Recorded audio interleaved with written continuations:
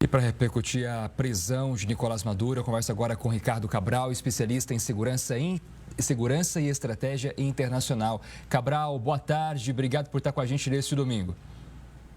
Boa tarde, Jonathan. É sempre um prazer estar aqui no Hora News com vocês, o pessoal da Record News. Muito Grande obrigado. abraço. Cabral, a gente gostaria muito de entender, né, como foi essa operação dos Estados Unidos, porque de fato foi uma grande operação para chegar até o local exato em que Maduro estava. As imagens que você colocou, mostrou, foram bastante interessantes. Aquele ali, você tem helicópteros Black Hawk e Chinook, né, os Black Hawks fazendo ala, né, e indo à frente. Ali, o que é estranho, quando vocês verem passar, os mais alongados são os Chinooks. E os outros são Black Hawk, eles estão até com aquele extensor para receber combustível. A operação, assim, eles neutralizaram a Força Aérea, porque normalmente o helicóptero, quando vai numa missão e entra no território inimigo, ele passa quase que o tempo todo jogando flare, né? Aquelas pontas luminosas, né, do lado para evitar ataques de mísseis. Você vê que eles passam rápido, passam tranquilos, provavelmente constituíram já uma zona de segurança, e parece que algumas autoridades militares, etc., colaboraram ou pelo menos se omitiram em atacar os helicópteros. Eles foram muito rápidos. Uma operação desse nível leva 20, talvez, no máximo, talvez 30 minutos. Infiltrar, né, aterrissar, no caso, né, extrair lá o cidadão, que é uma pessoa de interesse que se deseja, no caso o Maduro, e você exfiltrar muito rapidamente, usando lá provavelmente o corredor que foi aberto. O que dá para perceber pelo tipo de movimentação é que isso foi feito muito rapidamente. Se vocês verem, tem uma explosão, né, tem a explosão e começa a haver uma série de fogos. Aquilo ali é um sistema de defesa aéreo que foi atingido. Aí o que ele ocorre? Quando ele é atingido, ele tem uma ordem, né, eles têm, quase que automático, que uma série de mísseis começam, né, a sair. Se vocês olharem aí, justamente a cena que eu estou falando, dos helicópteros passando. Né, os mais longos são os Chinooks e tem um Black Hawk. Aí você vai ver na explosão, né, quando vai sair um monte de míssil. Né, por quê? Porque aquilo ali foi um sistema de defesa aérea atingido. Né, os alvos foram alvos militares, o Forte Tijuana foi, lá em Caracas, foi atingido, outras instalações militares, provavelmente por caças, né, os caças vieram. Jonathan, a gente pode falar que esses helicópteros provavelmente, né, saíram do Iwo Jima, né, que é um navio, um helicóptero, um porta-helicópteros, e outros navios anfíbios da esquadra que levaram, né, fizeram essa operação, entraram, extraíram o Maduro, voltaram para esse navio, e de lá o Maduro foi levado provavelmente para Porto Rico, onde embarcou no avião e levado para Nova York. A operação foi conduzida pela Força Delta, que já estava se preparando, eles já sabiam, o tipo de operação de forças especiais, né? Eles já sabiam aonde eles iriam emboscar, onde fazer a exfiltração do Maduro, treinaram no ambiente, né, e se prepararam para isso. Segundo informações já levantadas, eles tinham até maçarico industrial, caso eles não conseguissem impedir o Maduro de entrar no bunker. Né? Então a coisa foi muito rápida, foi muito bem feita, e as informações que tem de que não houve baixas nas forças especiais americanas. Provavelmente o pessoal que estava defendendo o Maduro, todos eles foram eliminados, todos eles foram abatidos, e muito rapidamente, que é a característica desse tipo de operação. Violenta, rápida, né, para provocar o choque, o pavor e se retirar o mais rapidamente possível. Esse é um sistema BUC. Né? Esse sistema provavelmente foi destruído quando aconteceu. Houve provavelmente um alarme, eles ligaram o radar, no que ligou o radar, os caças que estavam ali para apoiar a operação imediatamente lançaram um míssil anti-radar e destruíram a bateria. Cabral, a gente vai acompanhar agora imagens ao vivo da capital, Caracas, para mostrar para você nesse momento.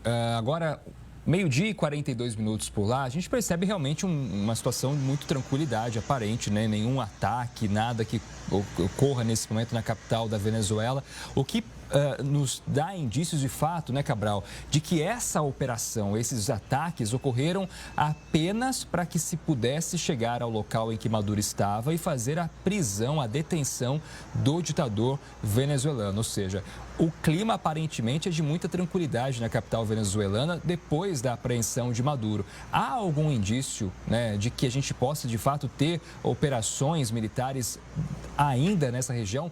Ou outra questão que a gente possa, inclusive, colaborar aqui, haveria possibilidade de retaliação por parte do exército da Venezuela? Você acredita que a Venezuela encararia as tropas americanas, Cabral? Não tem condições.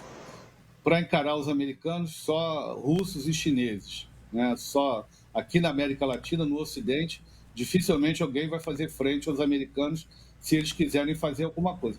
Agora, me parece algo que foi negociado, porque quem assumiu foi a Delcy Rodrigues, né? Ela é a face política do regime, o regime está intacto, né? Porque quem manda o 02 do regime, vamos colocar assim, o Maduro é o 01, e o 02 é o Diosdado Cabello, que é o ministro do interior, que controlam as milícias bolivarianas, que, vamos dizer assim, é a guarda pretoriana do regime.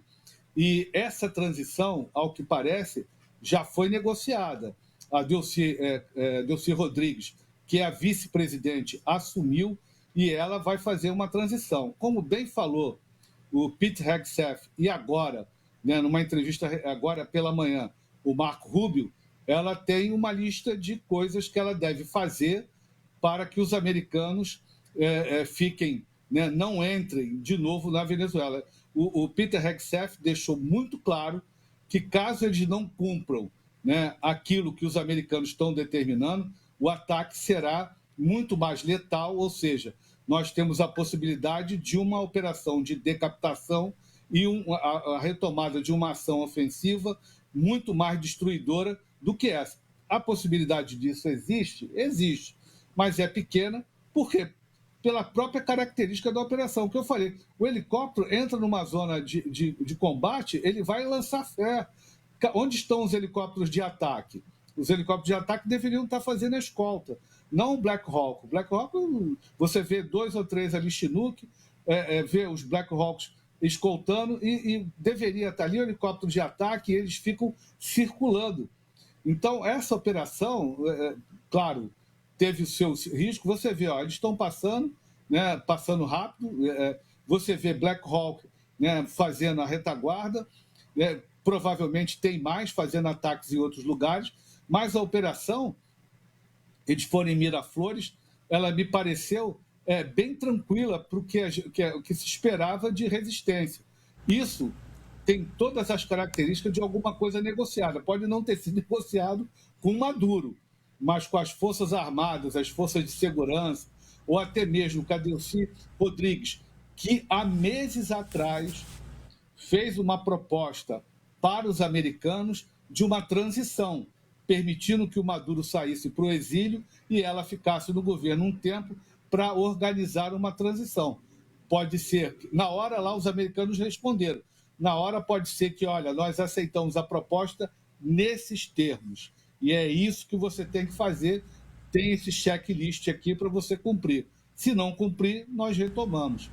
E lembro, né, que a Venezuela, só para fins aqui de didático, a Venezuela tem a 8ª maior reserva de gás natural do mundo. Tem 38 metais e minerais que são considerados de alto valor. Produz mais de 30 toneladas de ouro e tem a maior reserva de petróleo do mundo, que é muito mal explorada. Todos esses recursos estão lá, parte deles explorados pelos chineses, pelos russos, e os americanos, né, agora deixaram isso muito claro, que, dizer deles, né, os americanos estão falando, que a China está saqueando a África e eles, os americanos, não vão permitir. parece que eles preferem ele mesmo saquearem a América Latina. Pois é, Cabral, isso é um ponto importante da gente abordar aqui, porque não fossem esses recursos minerais importantes na Venezuela, talvez os Estados Unidos não tivessem tanto interesse em resolver a questão política do país, em tirar Maduro do poder, para que, de fato, o seu sucessor a assumisse, né? Ah, você tem toda a razão, Jonathan. Também tem, vamos colocar que, para além dos recursos econômicos, a questão estratégica. Venezuela e Colômbia, e um pouco com o Equador, né? A gente pode incluir isso. Venezuela e Colômbia protegem o flanco direito do Caribe norte-americano. Tá? O Caribe é americano. Eles acham que o Caribe não é à toa que o Donald Trump chamou aquilo de mar dos Estados Unidos, mar americano. Então, se você traçar uma reta, né, das bases americanas que estão ali no Texas, na Louisiana e na própria Flórida, você vai direto, né, às bases que tem na Venezuela, que os americanos tiveram livre acesso até a ascensão do Chaves. Então, elas são, vamos dizer assim, um perímetro defensivo norte-americano, que, inexplicavelmente, né, o governo Bush e o governo Obama deixaram que os americanos permitiram que os chineses entrassem, russos entrassem, e agora, com a doutrina American First, que me parece não, é uma releitura da doutrina Monroe e o restabelecimento da América Latina como área de influência exclusiva norte-americana, ou seja, nós regredimos um século em termos estratégicos. Estamos perdendo autonomia por uma série de fragilidades aqui latino-americanas. Muito bem, agora 1h49 pelo horário de Brasília. A gente vai acompanhar imagens ao vivo de Nova York. O que você está vendo são manifestantes protestando nos arredores dos centros de detenção do Brooklyn, onde está preso Nicolás Maduro. Ele que deve, inclusive, amanhã já, segunda-feira, passar por essa primeira audiência com a justiça, o julgamento de Nicolás Maduro por crimes relacionados principalmente ao narcotráfico, né, Cabral? Agora, o que a gente pode esperar em relação a esse julgamento? Maduro sendo condenado, ele ficaria preso nos Estados Unidos? É muito provável que ele continue preso lá. Deve ir para ali em Nova York, no estado de Nova York, tem prisão federal, né? Eu acredito, o que me chama a atenção é que os Estados Unidos, e isso é uma questão interna, né? Foi uma operação militar, foram lá, capturaram ele, extraíram ele e estão usando o direito norte-americano. Ele era um procurado, né? Uma pessoa de interesse, ele tinha uma recompensa para ele e estão usando, né? Eu me lembro uma vez quando eu falei, mas isso não tem nada a ver, isso é direito americano. E o cara brincando, mas é o que importa, né? Ou seja, leis internacionais, o direito nacional do país, essas questões mais de soberania não importam. Todas as grandes potências, Jonathan, jogam dessa maneira, né? A Rússia, quando achou que a Ucrânia representava um perigo, arrumou justificativas que só interessavam ela para invadir. A China faz a mesma coisa com Taiwan e a hora que quiser invade Taiwan, porque, afinal de contas, Taiwan pertence à Índia. E a mesma coisa agora com os americanos na Venezuela. O perímetro estratégico americano, a defesa americana, a economia americana precisa dos recursos venezuelanos, perdão, e nós não podemos deixar que russos e chineses explorem. A verdade é que o direito internacional é uma ficção quando as grandes potências, né, as superpotências, querem fazer o que desejam. O seu interesse nacional se impõe a qualquer outra consideração. Cabral, há pouco a gente falava sobre a fragilidade do exército venezuelano diante das tropas americanas, não é? A gente teria algum aliado de peso da Venezuela que pudesse entrar nessa guerra, mesmo que não diretamente enviando soldados, mas possível armamento? Seria o caso da Rússia, China, alguém desse tipo? Olha, a Rússia enviou 3 grandes carregamentos de mísseis para a Venezuela, enviou um general especialista em guerra urbana, em drones, né, com essa guerra de drones, enviou técnicos, né, técnicos do antigo do grupo Wagner, enviou outros elementos, engajou o seu aliado, né, local, que são os cubanos, né, as Vespas Negras, que são forças especiais, mas a inteligência, eles engajaram muita coisa. O próprio Maduro, né, comprou apoio do Irã, comprou armas do Irã, mas veja, está lidando com os Estados Unidos.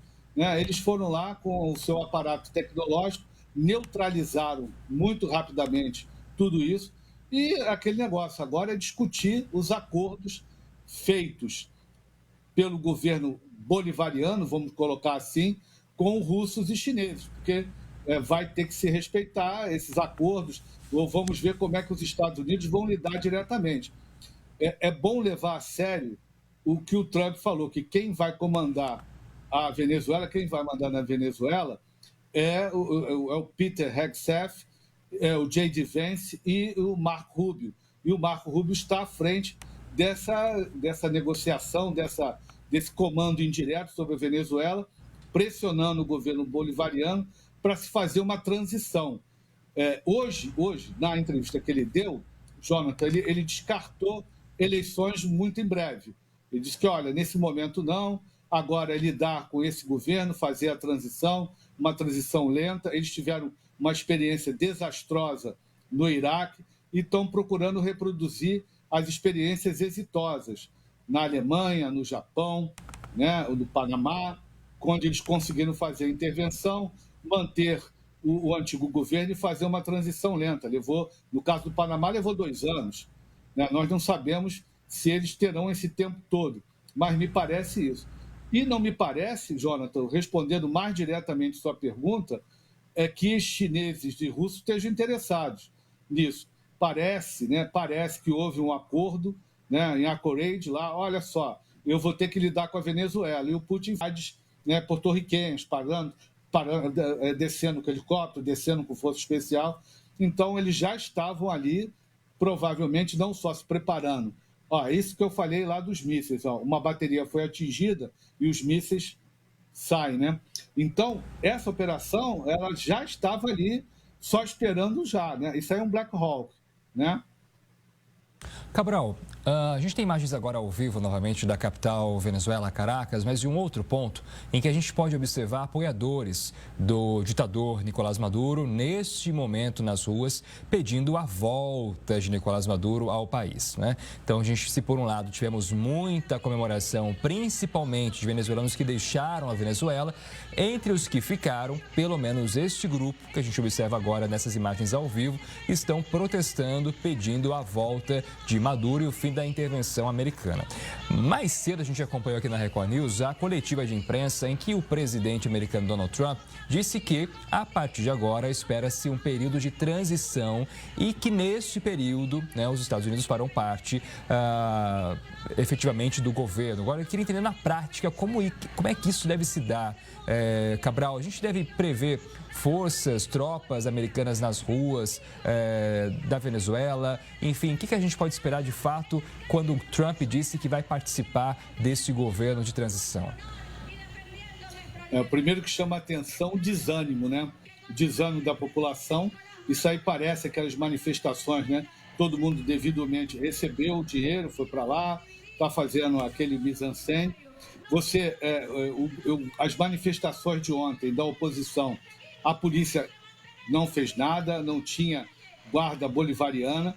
Então, me parece isso, para você, várias medidas que você está fazendo para diminuir, fazer o countdown, né? Diminuir a temperatura, dá uma satisfação à militância, você fala que vai continuar no governo, que vai continuar governando, que o país estamos exigindo a volta do Maduro, e quando que, na verdade, você está preparando uma transição. Acho que esses 2, 3 primeiros dias, né, o que acontece é justamente isso, tentar diminuir a pressão.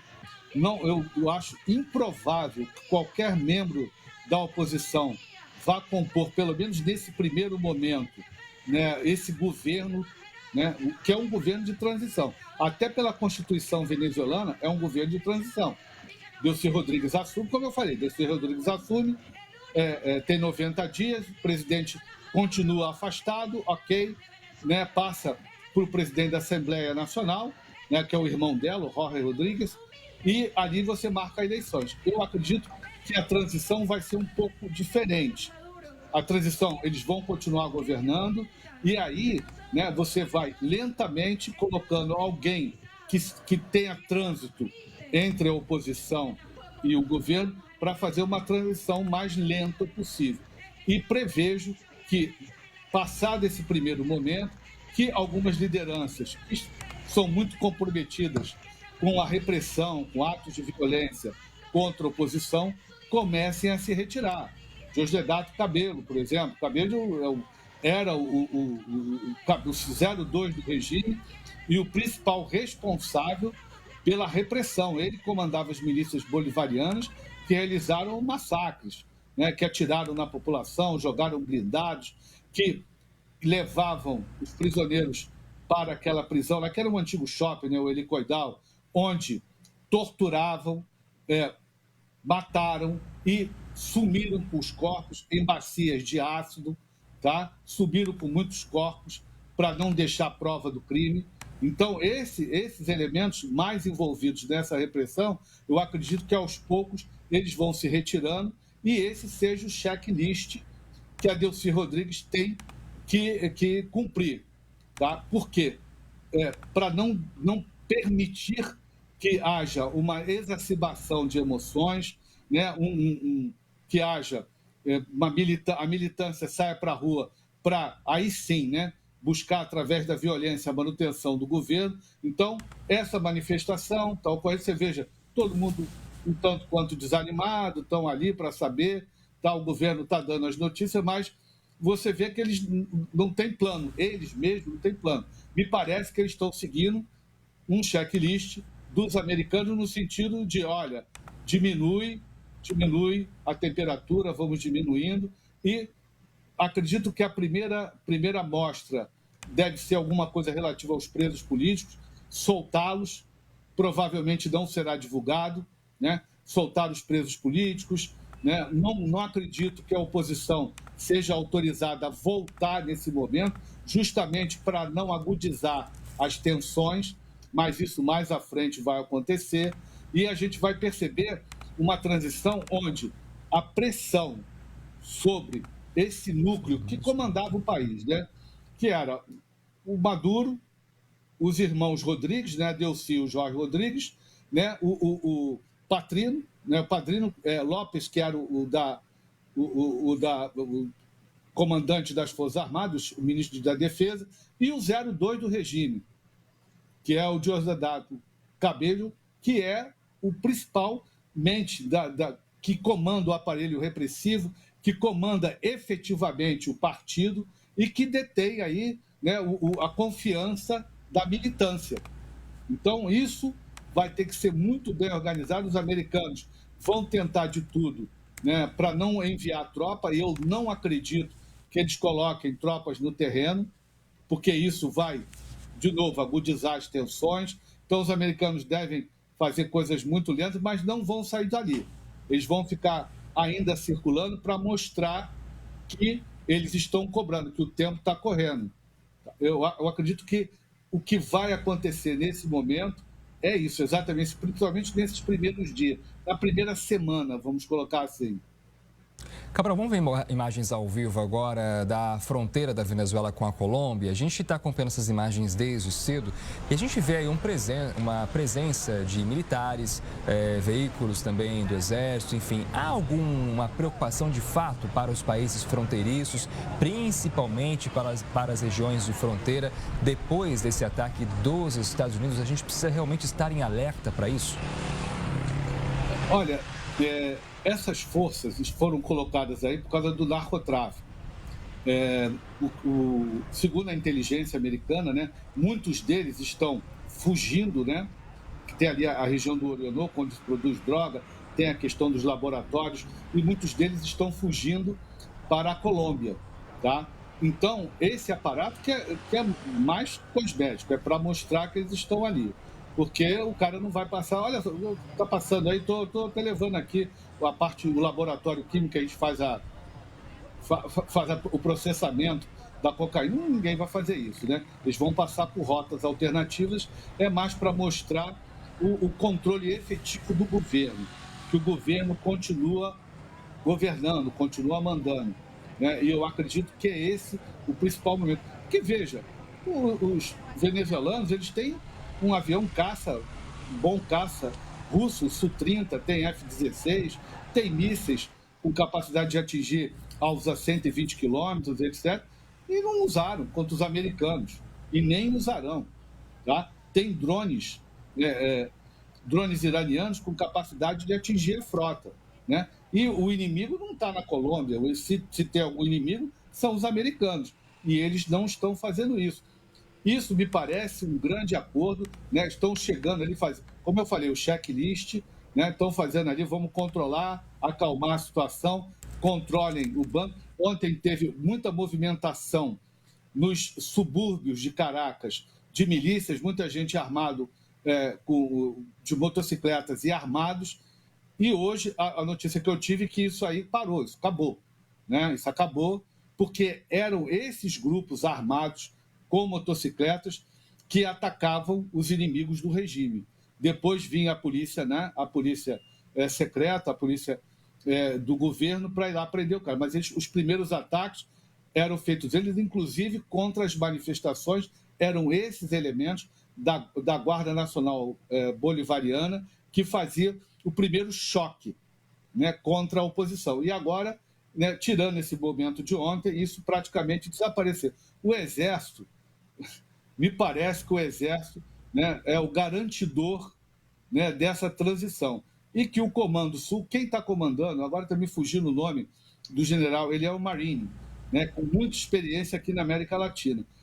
É quase certo que não é só a inteligência, não é só a diplomacia que está falando, mas os militares estão conversando com os militares americanos e devem ter sido advertidos. Olha, se vocês não se mexerem, nós não vamos atacá-los. Né? E vamos, né, tranquilizar o regime, vamos tranquilizar a população para que nós possamos passar o governo. Me parece que é isso, o cenário é esse que nós estamos vendo. Ricardo Cabral, muito obrigado por estar com a gente hoje aqui na Record News. Um bom domingo para você, boa semana. Bom domingo a todos, um feliz ano novo, né? Que a gente, como nós estávamos conversando, que a gente consiga garimpar boas notícias. Com certeza. Boa tarde a todos. Boa tarde.